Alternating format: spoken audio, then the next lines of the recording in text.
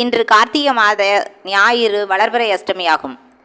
முடிந்தால் இன்று நம் பைரவருக்கு சிவப்பு நிற வஸ்திரம் அணிவித்து செவ்வரளி மாலர்கள் சமர்ப்பித்து செவ்வாழைப்பழம் நைவேத்தியம் வைத்து தேங்காய் அல்லது பூசணிக்காயில் நெய் தீபம் ஏற்றி வழிபாடு செய்யலாம். இதனால் துன்பங்கள் அனைத்தும் நீங்கி இன்பங்கள் பெருகும். நம்மை எதிரிகளிடமிருந்து உடனிருந்தே தீமை விளைவிக்கும் துரோக சிந்தனை கொண்டவர்களிடமிருந்தும் மாந்திரிக தாந்திரங்கள் விளையும் தீமைகளிலிருந்தும் நம்மை காப்பவர் பைரவமூர்த்தி. நமது செல்வங்கள் கொள்ளை போய்விடாமல் வீண் விரயமாகாமல் தடுத்து அச்செல்வங்களை மகிழ்ச்சி அடைய துணை நிற்பவர் பைரவமூர்த்தி. மேலும் அவர் வழக்குகளை வெற்றி தருபவர், தீய வழியில் சென்று விடாமல் தடுத்தாட்கொள்பவர். பைரவரை வழிபட்டால் பிரமகத்தி தோஷம் நீங்கும், யமபயம் இருக்காது, திருமண தடையாகலும் சந்தான பாக்கியம் கிடைக்கும் என்கின்றன ஞான நூல்கள். பைரவமூர்த்தி சனியின் குரு. ஆகவே 7.5 சனி, அஷ்டமத்து சனி, ஜென்மச்சனி நடைபெறும் காலங்களில் ஏற்படும் பாதிப்புகள் பைரவரை வழிபட்டால் குறையும் என்பது சத்தியமான உண்மை என்பர்களே.